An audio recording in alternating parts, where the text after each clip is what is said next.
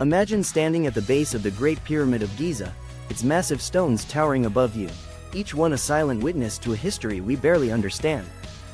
For centuries, we've been told that Pharaoh Khufu built this wonder around 2500 BC, using nothing but copper tools, ropes, and sheer manpower. But what if that story is wrong? What if the pyramids are far older than we've been taught, built by a civilization we've forgotten? In this video, we're diving into the groundbreaking theories of Graham Hancock, a researcher who's spent decades challenging everything we think we know about human history. From geological clues to astronomical alignments, we'll explore evidence that could rewrite the past and stun the world. So, grab a seat, hit that subscribe button, and let's unravel the mystery together. Picture Graham Hancock on stage, his voice filled with conviction, as he declares, "The ancient Egyptians worked on parts of the Great Pyramid, but I believe they were building on a structure that already stood on the Giza Plateau, created by a lost civilization thousands of years earlier." That's the kind of bold claim we're unpacking today, and trust me, you won't want to miss what comes next. Let's start with the Great Pyramid itself, a monument that defies explanation. It stands 481 feet tall, made of 2.3 million stone blocks, some weighing up to 80 tons. We're told it was built as a tomb for Khufu, but there's a problem. No pharaoh's body was ever found inside. When Arab explorers broke into the pyramid in the 9th century, they found empty chambers, no treasures, no sarcophagus, nothing. So, what was this massive structure really for? Graham Hancock argues it wasn't a tomb at all but a monument with a purpose tied to a civilization far older than dynastic Egypt. Think about it. How could a society with primitive tools achieve such precision?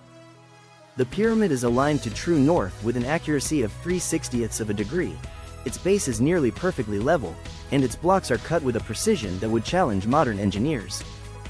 Could copper tools and wooden sledges really move 80-ton granite blocks from quarries hundreds of miles away?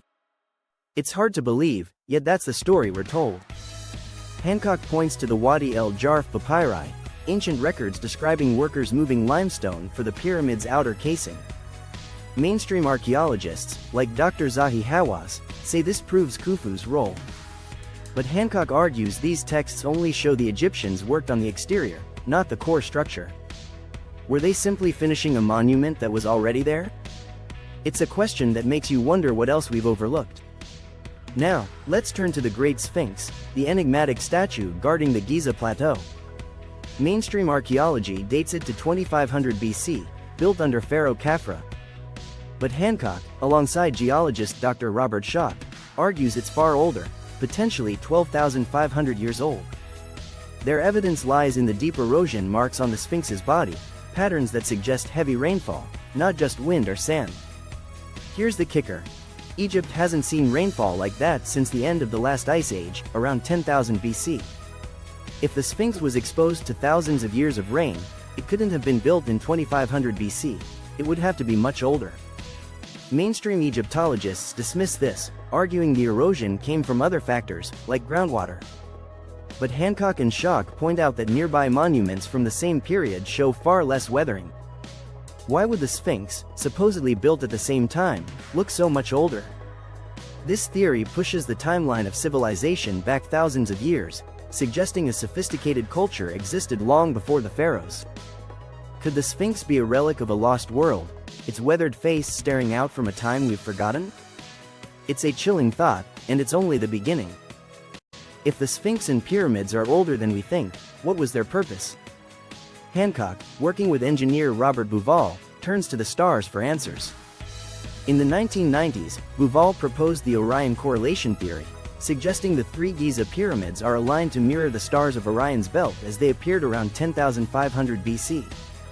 This isn't just a vague resemblance, the alignment is precise, and the pyramid's positions also reflect other astronomical markers, like the precession of the equinoxes, a 26,000-year cycle the Egyptians supposedly didn't understand. Hancock argues this points to a civilization with advanced knowledge of astronomy, one that encoded cosmic truths in stone. Mainstream scholars call this a coincidence, insisting the pyramids were built to serve the pharaohs' afterlife beliefs. But why would a supposedly primitive society go to such lengths to align their monuments with the stars? Could the pyramids be a message, a map to a forgotten past? Imagine the night sky over Giza 12,000 years ago, the stars of Orion shining down on a civilization we've lost. Hancock believes the pyramids are more than tombs, they're a legacy from a time before history. But the story doesn't end at Giza. Hancock points to evidence of a global cataclysm around 12,000 years ago, when the Earth may have been hit by a series of comet impacts. Known as the Younger Dryas impact hypothesis, this event could have caused massive flooding, wiping out advanced coastal civilizations. Picture the world at the end of the Ice Age.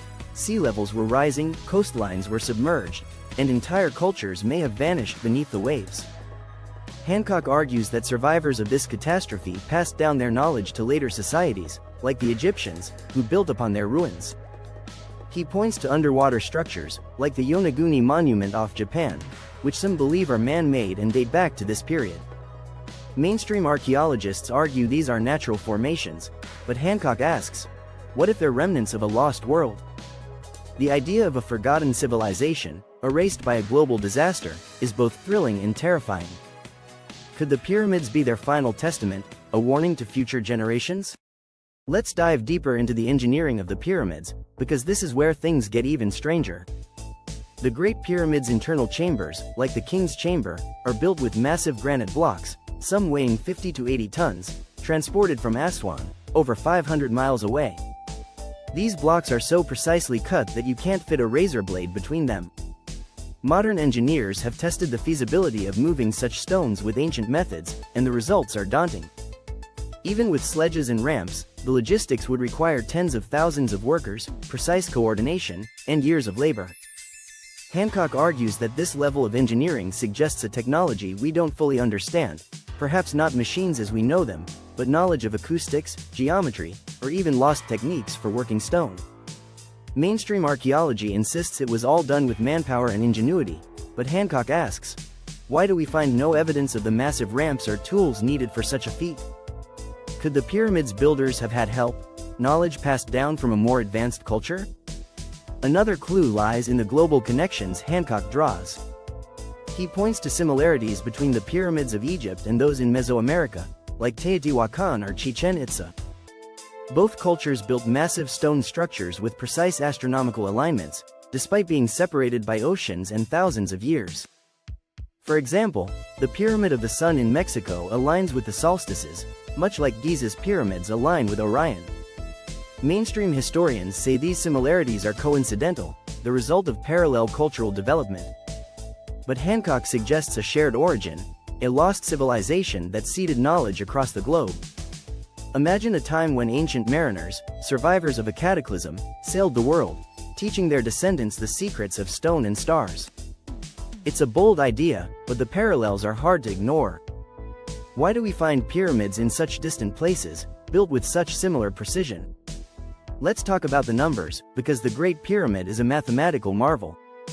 Its base perimeter is 3,023 feet, and its height is 481 feet, giving it a ratio that approximates pi 3.14 when you divide the perimeter by twice the height. The pyramid also encodes the Earth's dimensions. Its base length is roughly 143,200th of the Earth's equatorial circumference, and its height is 143,200th of the Earth's polar radius. This scale factor, 43,200, is tied to the precession of the equinoxes, a cycle the Egyptians supposedly didn't know about. Hancock argues this can't be a coincidence. It suggests the builders had advanced knowledge of the Earth's size and cosmic cycles. Mainstream scholars say these ratios are accidental or the result of practical measurements. But how could a primitive society stumble upon such precise mathematical relationships? Could the pyramid be a repository of ancient wisdom, designed to preserve knowledge through the ages? Now, let's address the critics. Mainstream Egyptologists, like Dr. Mark Lehner, argue that Hancock's theories lack hard evidence. They point to inscriptions, like the cartouche of Khufu found in a relief chamber, as proof the pyramid was built in his reign. They also cite the workers' villages and tools found near Giza, suggesting a massive but achievable labor force. Hancock counters that the cartouche could be a later addition, possibly by Egyptians claiming an older monument, and the workers' villages only account for maintenance or finishing work. He doesn't deny the Egyptian skill but insists they were working on something far older, something they inherited. The debate is heated, with mainstream scholars calling Hancock's ideas pseudoscience. Yet, his theories resonate with millions because they ask questions the standard narrative struggles to answer. Why are there no clear records of the pyramid's construction? Why do its features seem to point to a time long before Khufu? Let's explore another piece of evidence: the global myths of a lost golden age. Cultures worldwide, from the Sumerians to the Maya, tell stories of advanced beings or gods who taught humanity the arts of civilization, agriculture, architecture, astronomy. In Egypt, the god Thoth was said to have brought writing and wisdom. Hancock suggests these myths aren't just stories but echoes of a real civilization that existed before a cataclysm erased it. He points to Plato's account of Atlantis, a sophisticated society destroyed by floods around 9600 BC, suspiciously close to the Younger Dryas period. Mainstream historians view Atlantis as a myth, but Hancock asks, what if it's a memory of a real place, its knowledge preserved in structures like the pyramids? The idea that our ancestors were more advanced than we realize challenges everything we've been taught, but it's a possibility we can't dismiss. As we near the end of this journey, let's consider the implications.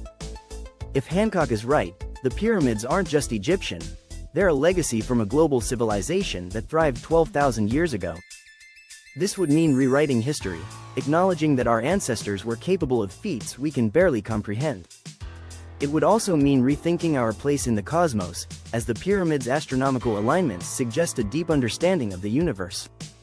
Hancock's work isn't about definitive answers but about asking questions that push us to explore. What if the pyramids are a message, a warning from a civilization that faced destruction? What if they're telling us to look to the stars, to remember who we were, and to prepare for what's coming? These are the questions that keep us up at night, and they're why Hancock's ideas resonate with so many. So, where does this leave us? The Great Pyramid, the Sphinx, and their mysteries stand as challenges to the standard story of human history. Graham Hancock's theories may not be accepted by mainstream academia, but they force us to confront the gaps in our understanding. Are the pyramids the work of Khufu's laborers, or are they relics of a lost world? Were they built with copper tools, or did their creators wield knowledge we've yet to rediscover? The answers may lie buried in the sands of Giza, waiting for us to uncover them. If you're as fascinated by these questions as we are, hit that like button, share this video, and let us know your thoughts in the comments.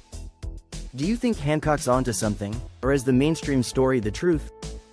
Subscribe and tap the bell icon to join us for more dives into the mysteries of the past. Until next time, keep questioning, keep exploring, and keep looking to the stars.